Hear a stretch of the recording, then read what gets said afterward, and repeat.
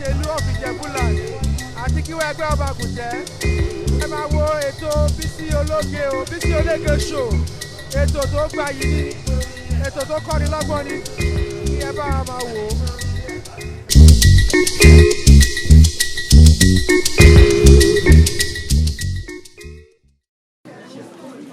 Bẹ́ẹ̀ náà ni bàbá wa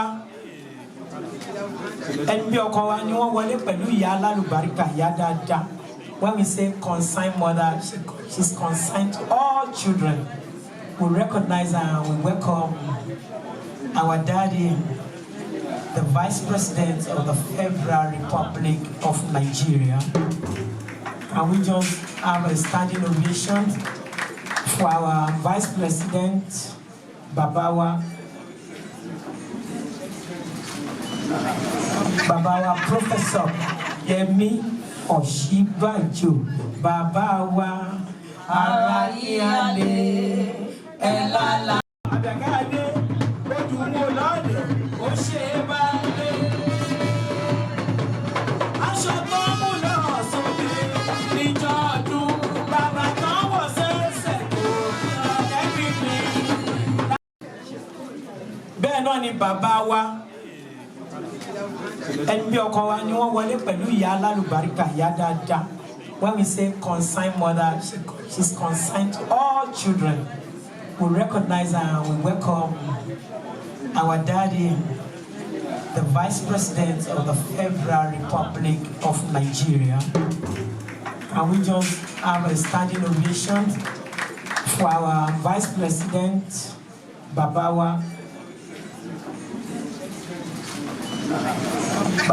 Professor Yemi Osinbajo, Babawa Arayale Elala.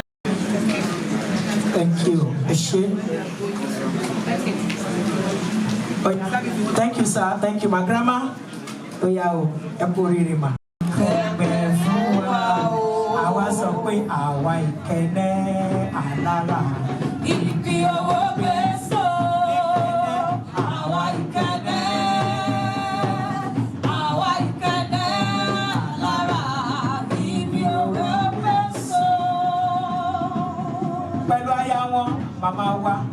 Mama data.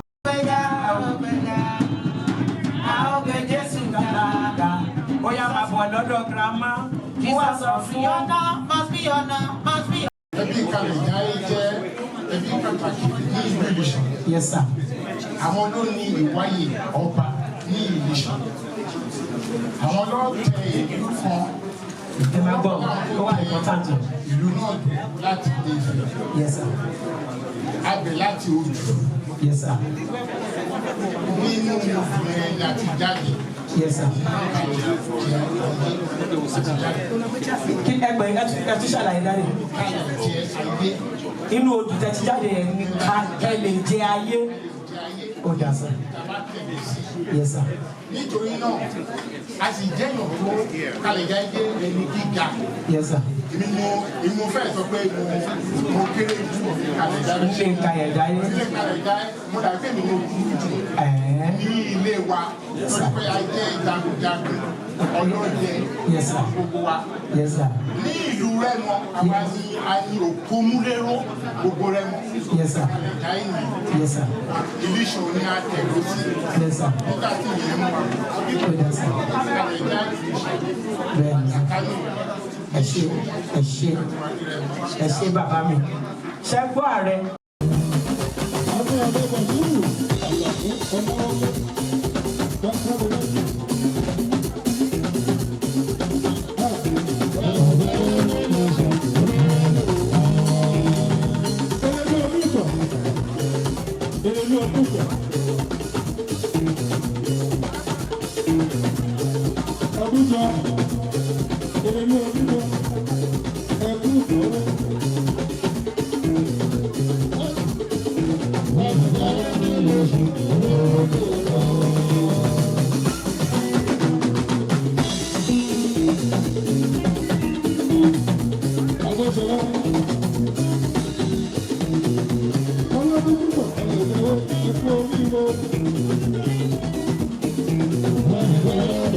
Thank you.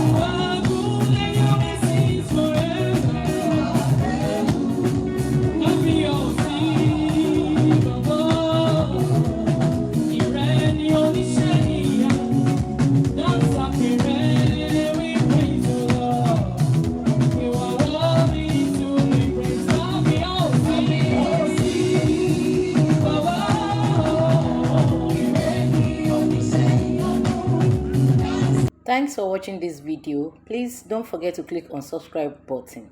Kindly comment and share. We drop new videos daily. Thank you. God bless you.